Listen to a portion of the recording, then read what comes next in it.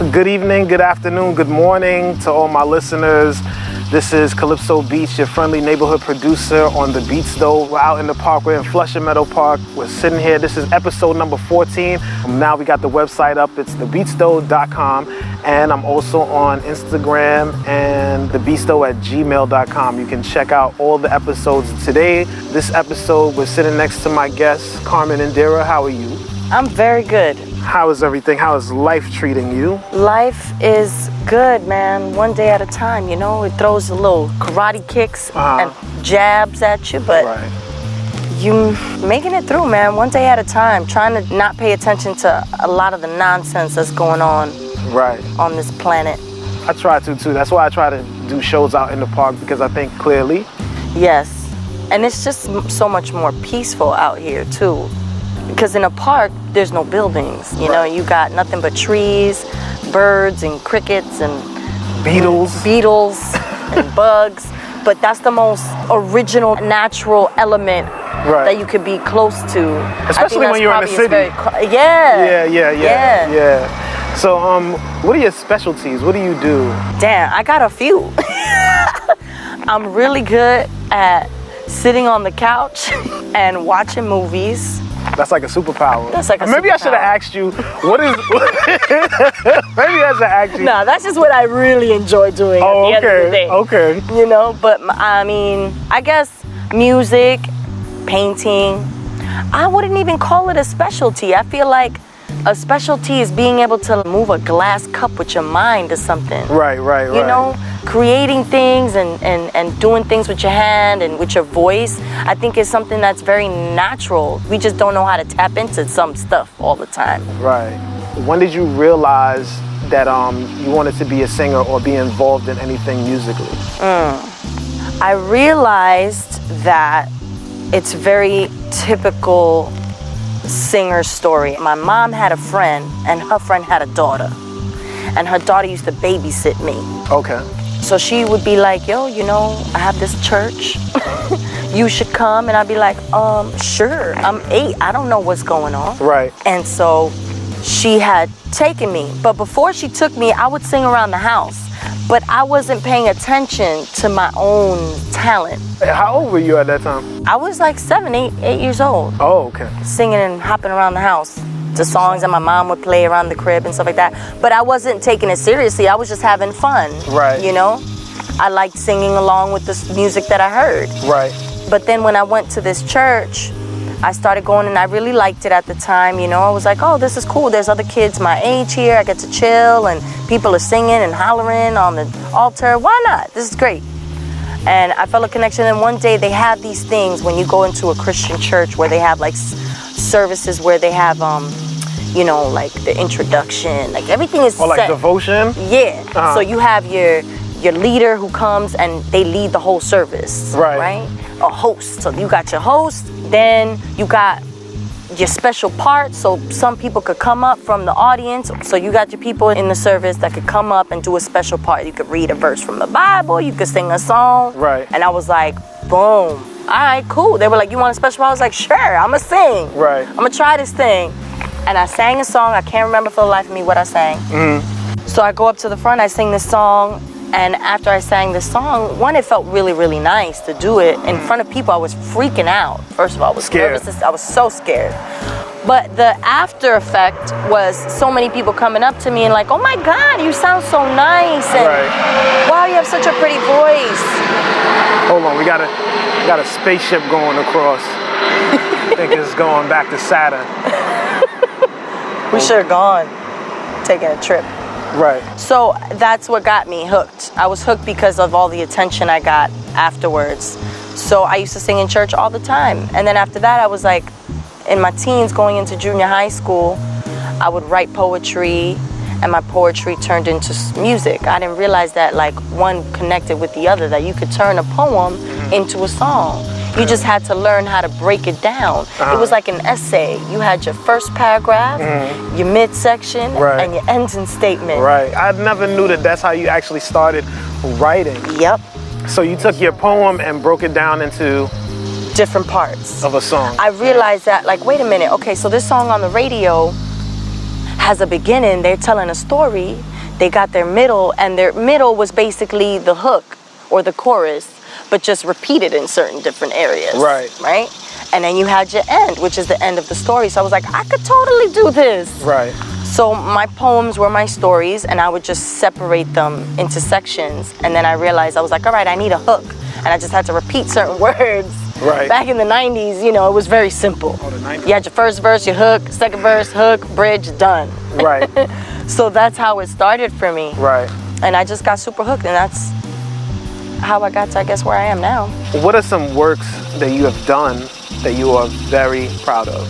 When it comes to music, I guess it would be my first project that I did. My first and last project. I haven't done anything else. Like maybe 6 years ago, I finally came out with The Secret Garden. Call it an album, I guess. An EP. I guess an album because there was like about 12, 13 songs on there. Yeah, EP is much shorter. Right. Right.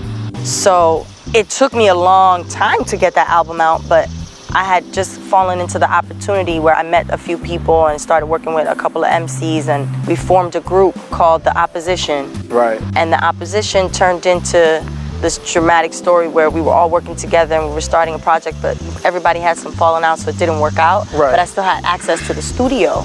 Okay. And from having access to the studio, I was able to finish that project of my own and put that out. Right. And I think that's something that I was definitely proud of, you know, because it's like giving birth to something. You create something and then you birth it, artistry out of your system. Right. And it was really cool, you know. I mean, I look back at it now and I'm just like, damn, I could have changed so much. I could have done this, I could have done that. Right. But that's the process of life, you know. Right. Just being able to enjoy, like, all right, well, this is what this was for that time, you know. And I learned so much after that, but I was super proud of that project.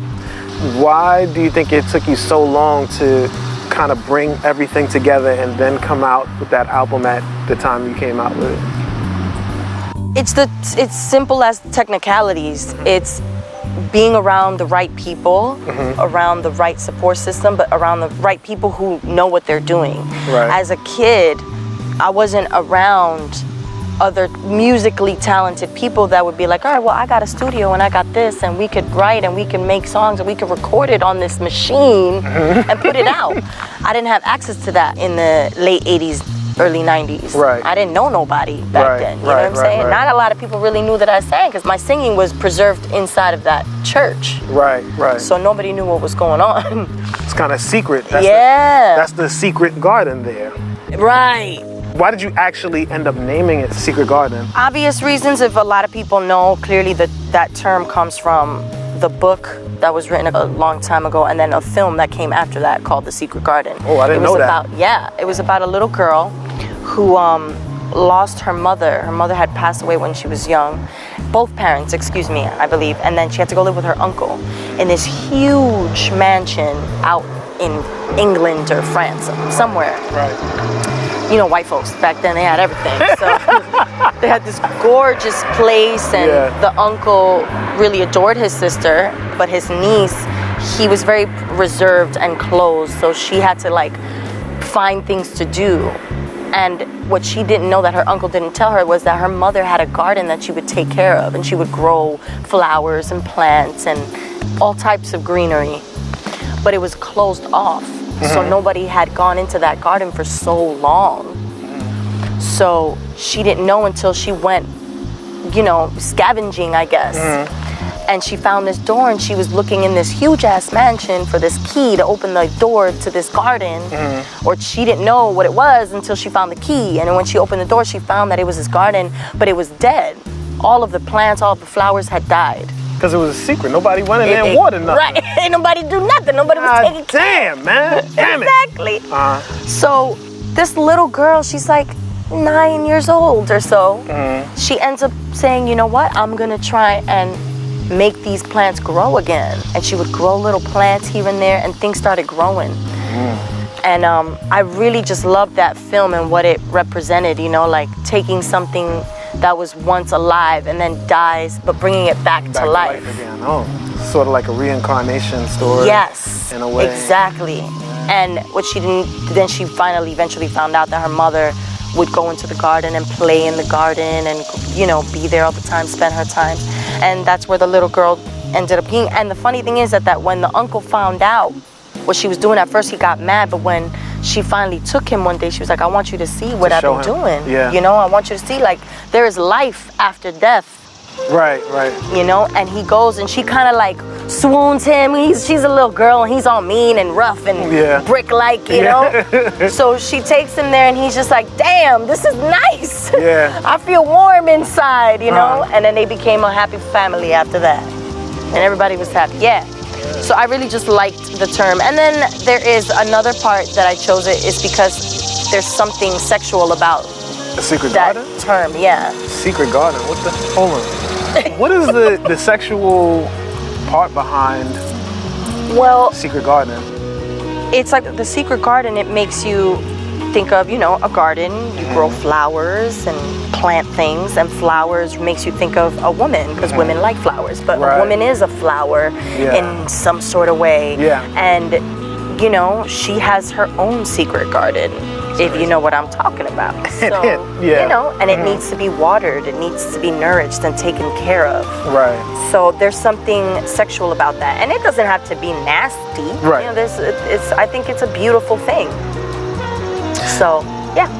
Okay. That's another reason why I called it that. To let y'all folks know, I had to pause real quick to find out what that was all about. What's that about? So you know, this is a family show we do here. We're gonna leave it at that. It's not really, but if you could work with anybody, who would it be? And this question doesn't only go for people living. We're also talking about dead folks too. One of the people that I would like to work with would be Sade. She's such an old school artist, but there's something so mysteriously intriguing about her. Yeah. Because her life is not on display. You see pictures here and there of her, you know, but you don't know about her kids and her life and her relationships that she's had. And when you hear her music, you're just like, holy, where do you come up with this stuff? Right, like, right. Who was you with? Like, where was you at? Like, where does this come from? You know? Yeah. So it's weird because I had a really interesting obsession with her growing up. Really? Yeah. The first time I heard her, I was 12. What song was it? It was the album. I can't really say which song I heard first, but No Ordinary Love was probably one of the first that, you know, because I think when I was 12, she was popping back then. She came out with No Ordinary Love, and it was just like an explosion in the world for adult people. Right. And I was around a lot of adult people when at that age, because my siblings weren't born yet. So my Aunt Yvonne, I will never forget this. She had a big old house in Hollis, and she had the huge old school radio system with all the buttons on the front. Yeah. And the big ass speakers. That was silver? Yes, with the glass door. Yeah, with the glass door. You didn't touch that. If you touched that, your hand was getting popped off. So one day she's just cleaning and barbecuing and doing all this stuff, yelling and hollering as she did, and she was playing this Sade CD, and I was like, who the hell is this? She sounds so smooth. I was like, I am 12 years old. I shouldn't be feeling the feelings I feel right now. Right. And I liked that, you know, because I felt like I had a really old soul for a young kid. So I understood a lot of things that people thought I would not or should not understand. Right. And I just was so obsessed. And funny that in my 20s, I had covered a couple of her songs, and I would have dreams about this woman. Like I she would was dream in the dreams? In my dreams, just chilling. Like I would see her, and we would hug, and we would meet, and we would converse. And I just felt like, oh my God, Mom, like this is my mother. Wow. But on other times, I was like, I want you to be my wife. Right. I didn't know what was going on. You know? That's crazy. Yeah, so I would want to work with her just because she seems like she just gets drowned inside of the music and she gets lost in this place, but it seems like there's no pressure. Like she just kind of lets it flow. It's effortless, and I would like to be around that. And then another person I would want to work with on a completely opposite spectrum would be Jim Carrey. Really? Why? Yeah. Just recently, my partner showed me a video of him painting. Right. And I had no idea that he painted, that he was an artist. Right, okay. I thought he was a comedian and actor. Right. You know, and an activist, of course, but I saw this video of him, and he is, number one, amazingly talented with painting. And it was like a short little 3-minute film of him and this part of his life. Right. And him explaining how, you know, us as humans, we have so many layers of ourselves that are there already. We're just not tapping into them. We don't know how to connect to these things or reveal this other layer of our skin. Right. And I was just like, wow. And really, I want to work with him because I just recently got into painting. Right. So I was just like, oh my God. Yeah. I want to paint something with you. What I think is really crazy about it, because I'm starting to understand that too, because a lot of people that are artists, we get into this idea that I'm a singer or I'm a guitar player or I'm a this or I'm a that. And it's really not that. That's just a part of you. Right. You know, that's the layer that's being revealed at the time. You know? But there's other things that you're good at and there's other things that you're great at. It's just that you haven't really tapped into those things yet. And I started realizing that once I started doing these shows, where I would meet somebody and they tell me, oh, I'm a singer. And then we sit down, we have a conversation, and they're like, oh, well, actually, I really like making electronics. And I'm like, really? Like, what about that? Like, how does your art influence that? And they say, well, it influences it by blah, blah, blah. And originally, when I first started, I thought, like, okay, if I interview a DJ, it will only be about DJing.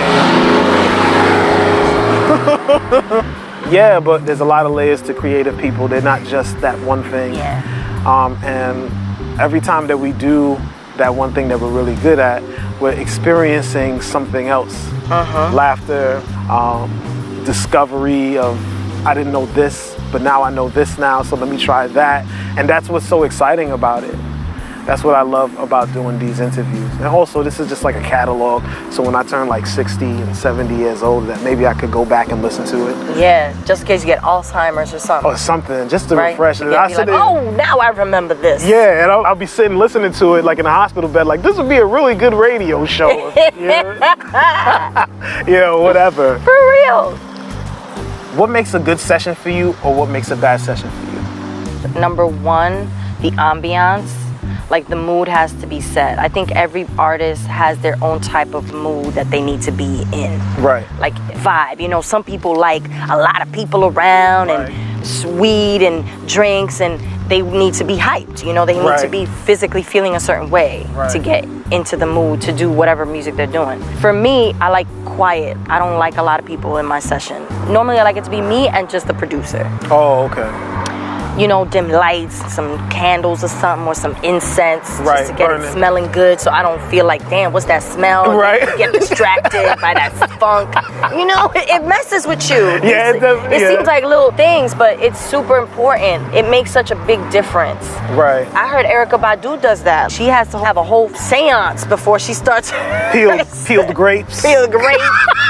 The sage gotta be popping right. It can't be artificial. Organic, everything. Earth. It gotta come from the earth. What do you think Sade's vibe is like when she walks into a session? You know what? I don't know. Like, what do you think it would be? I think a zebra would be in there. She got a little unicorn. Little unicorn, and they all quiet too. Yes, and there's like glitter flying on through the air, and just like, and everything is in slow motion. Everything is in slow motion. The paper, the pen moving, her hair flowing, there's wind going through her hair. When you're an artist, or if you do anything creative and you have people that you admire, you start to think about these things. I wonder what it's like how does she create? To work with this person. Right. What is the process? What's the process like? You know what I mean? I think that's a very important thing creatively.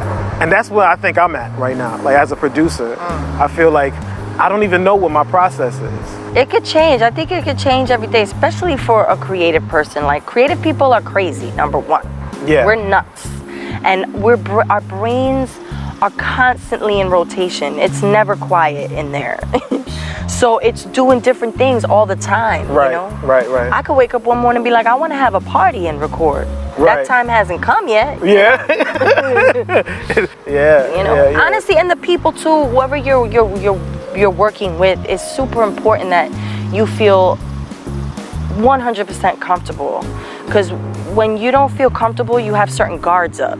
Right. It don't have to mean that you have one whole wall up, but you have certain guards up, so you're tense, a muscle tense or something. Right. Your back is tight. Right. You can't sit the way you want to really sit, you know? Right. So it messes with everything, and it'll end up messing with your chest, and then your chest messes with your vocal cords, and you can't get that note wrong. It ain't working, you know? I remember being in a session with you. I wasn't the producer at that time, but I remember seeing you go into the session, and you walk into the studio, and whoever the engineer was at the time kept making you do this one part like over and over. And I remember just sitting there thinking, I'm like, yo, this ain't gonna be no good, man. I was like, yo, this ain't gonna be no good. But I ain't gonna say nothing, man. Like, maybe he know what he wants, you know what I mean? I feel like if I have an artist, I don't ever want to do that to them. If I have to do that, then I gotta force something out of that's not there. And it's not effortless. I think art should be effortless. I 100% agree with you.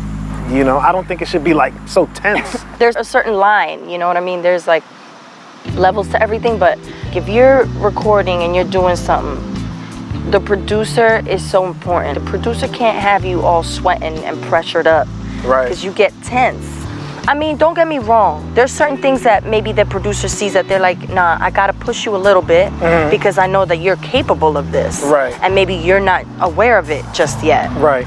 So it's good to have a little push and pull, but if you've done 100 takes and you ain't got what you want, you need to move on. Right. Because it's not fun anymore. Right, now it's work. Now it's work, right. Unless you're getting paid the big old bucks, like Rihanna or Beyonce, we don't work out here. Right. We're doing this for fun. I don't care what you say.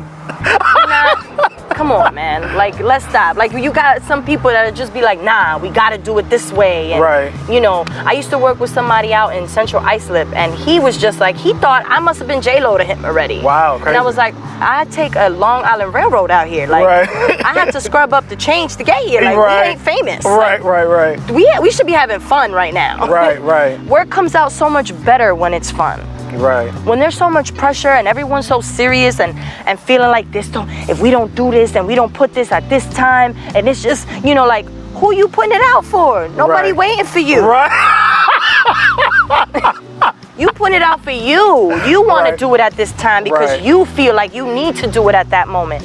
Listen, I've been working on a project for the past 2 years. Right. And I'm only 3 songs in, and I'm okay with that. You have to be okay with it. I'm so okay with that, man. You can't stress yourself out and, no way. You know, it's not a production line. It's not a cookie cutter kind of thing. Yeah. You know, I'm not answering to nobody, so that's why I'm okay with it. Right. You know, when I go to work and I got to clock in, that's a different story because I'm working for somebody else. Right. And they're telling me, you need this project needs to be done at this certain time. I got you. I get it. But when it comes to my own work, absolutely not. And it's funny because I ended up getting writer's block.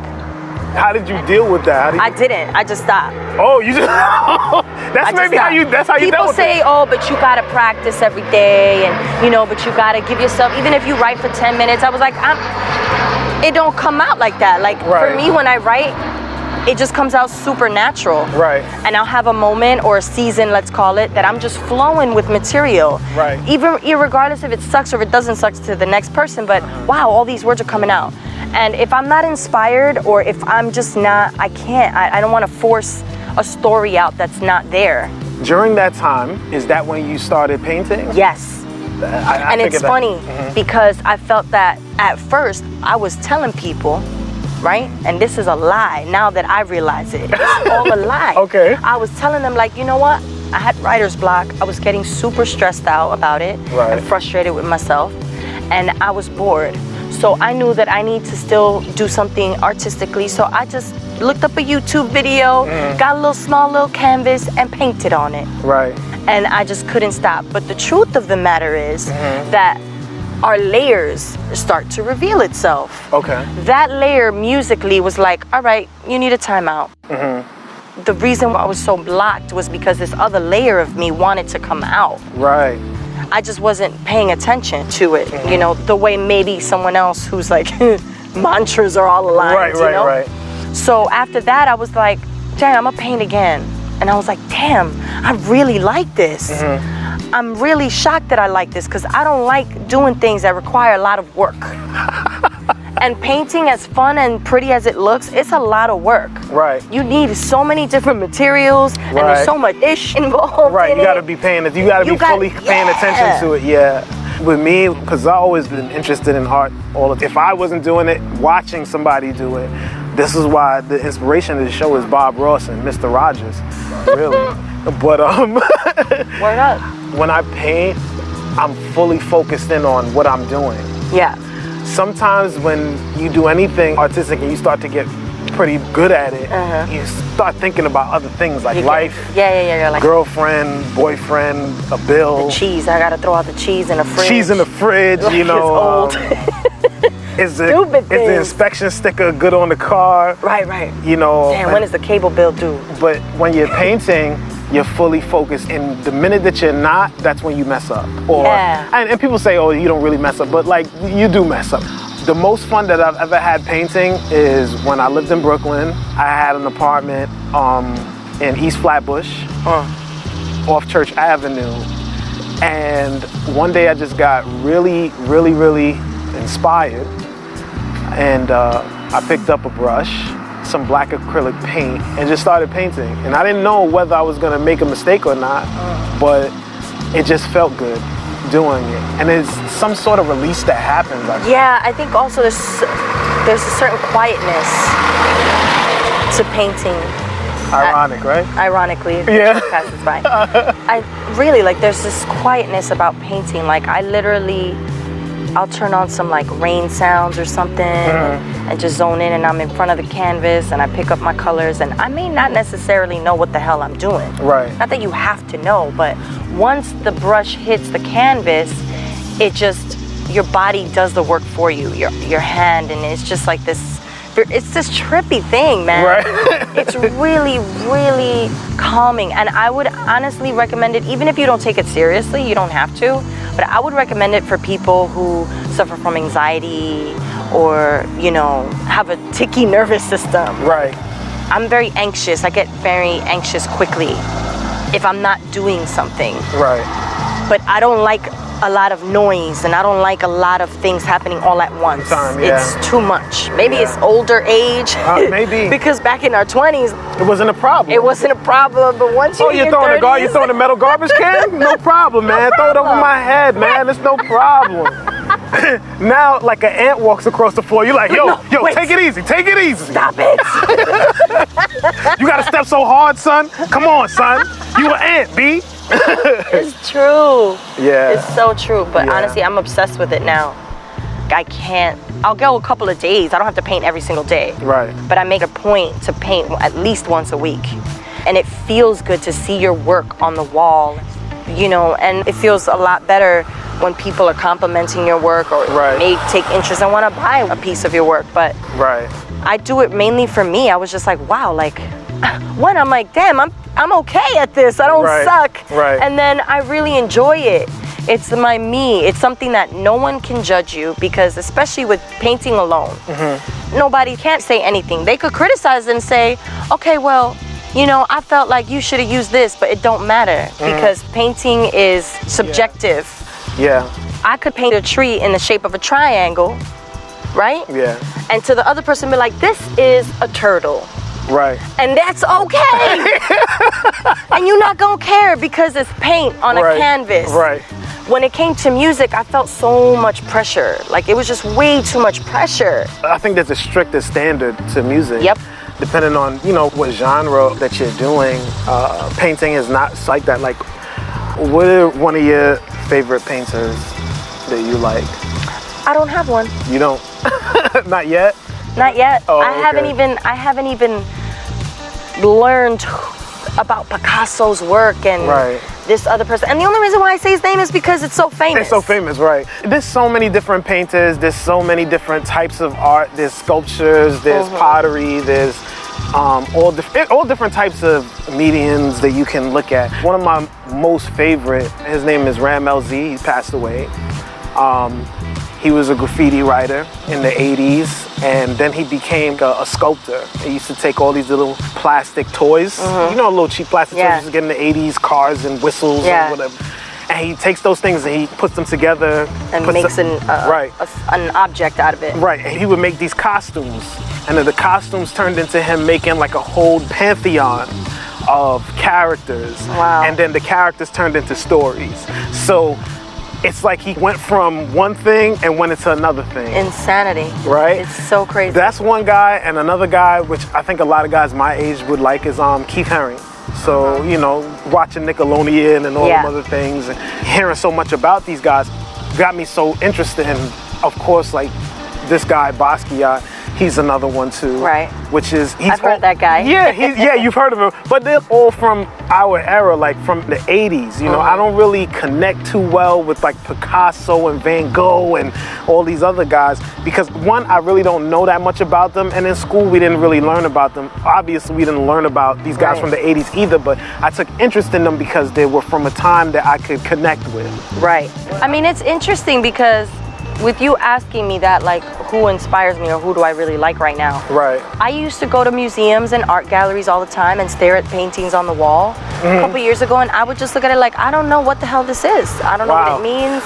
It meant nothing. Okay. You know? So for someone who may be listening or who's an artist and they don't know where their place is, it's totally okay not to know where you're supposed to be. Do everything. Do whatever you want. Right. You know, if you want to go to that pottery class, go and do it. Do it. I distinctly remember one day that me and my son came to your house years ago. Yeah. I think he was maybe in kindergarten.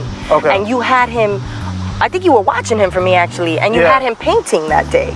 And how trippy is that? Like, even back then, years later, I'm the one who's painting. That's crazy. That's the universe planting things into your life, you know, showing you signs. Right. It goes back again to the effortlessness. I don't think the universe has this thing like, you know what, we got to make rainstorms happen on this date, or we have to make a star burst at this point. It's just effortless. It's just like, okay, this has to happen. Okay, we just do it, and that's it. And that's how I plan to be, you know, with everybody. Like, I would never ever want to force anybody to do something. Like, I see children, sometimes they're bored. Maybe they just want to paint something, or they want to crayon or whatever, you know? For sure. Art is a very important thing for children. I agree as well. You know, at an early age. I think the first time somebody ever bought me any type of art supplies was my brother Dave. And he saw that I had an interest in art because I would be drawing things on the computer and drawing things on paper. Even one time, I used to draw, craziest things I ever used to draw, let me tell you. I used to draw women a lot. Really? Naked women. When you were a kid? Yeah, when I was a kid. All the time. See, it's everything, you know what I'm saying? And I used to just hide them because I didn't want nobody to see it because they'd be like, oh, you're crazy, you know, whatever. Like, what the hell is you doing? And I think my mom found my book and she was upset. Of course, she probably just didn't know how to take that in. Like, my young child is looking at the naked body. Of course, because she didn't know art like that, and I didn't know art like that. I just like looking at, see this and that. You know what I'm saying? I thought it was just the most remarkable thing, and I still am like that today. You know what I mean? You can ask my wife. It's just part of my psyche. I think as a man, you know, we just appreciate those things a lot. The first person that bought me any art supplies was my brother Dave, and he bought me a pastel set. And I don't know if we have any artists listening, but pastel is a very good thing for any artist that has like a really strong hand and likes to draw like very dark things. You can draw on concrete, any surface, it definitely comes out really well. Yeah, and I never had schooling on pastels. I didn't know what they were, but I just got in there and did it. Yeah. But that's the best way to learn. It's just take something that you don't understand and put it in your hand and just use it. And see what happens. Use it. Just like cooking. It's like cooking. You get in the kitchen, I never think about what the hell I'm making. I don't know what's going on. I just be taking containers and throwing it in the pot. And it's be like, oh my God, this tastes amazing. My boyfriend is completely opposite. He measures everything. Really? Oh yeah. He measures everything. He's like, so how many... I don't know how much is it supposed to be, and I'm like, I don't know, honey. Just throw it in there. Just throw it. It's okay. He be counting the rice. 1, 2, 3. Yes. Yo, what you cooking today? 100 rices, yo. 100 rices. That's what this dish is called. 100 rice. That's not even enough to feed anybody. I don't think so. 100 rices. That's not even a cup. Well, if you serve that's measuring. Right, that's measuring. But if you're going to do 2, then you got to do 200 rices. Right. Oh man. Well, this was a great conversation here with Carmen Indhira. If you want to see any of your work, your paintings. So I have an Instagram page for my paintings. It's under Carmen Indhira, and that's INDHIRA_art. So it's Carmen Indhira_art. Also, if these folks wanted to listen to your music, where could they contact you? Hold on a second. We got another spaceship flying over. We out here in Queens, we're close to the airport. Yeah, that's what it is. All right. That's a nice little sound. It's pretty. Yeah, it is, I guess, in some sort of distorted way. So my music, you can find it on SoundCloud. You could just search me under soundcloud.com, Carmen Indhira. You should find me. And my Facebook is the same. Follow me, say hello, let's have a combo. If you guys want to hear more from Carmen Indhira, her information is out there. She's on Facebook, Instagram, SoundCloud, Snapchat. Y'all can check her out on there. You can see her work, maybe purchase some of her work. That's totally appreciated, but no pressure. Even just the follow and commenting and, you know, sharing some vibes is dope enough for me, so. Definitely. You can hear the rest of the shows if you want to stay tuned and follow. You can follow me at thebtzdtho@gmail.com. I'm also on Instagram. I got the website popping off. It's thebtzdtho.com. All the episodes are up. My music is up there also. You can also ask me anything. If you have any interesting guests that you would like me to interview, just hit me up there. And I hope you guys enjoyed the show. Carmen, we definitely enjoyed having you here. Folks, I hope you enjoyed. See you next time, episode 14. Peace.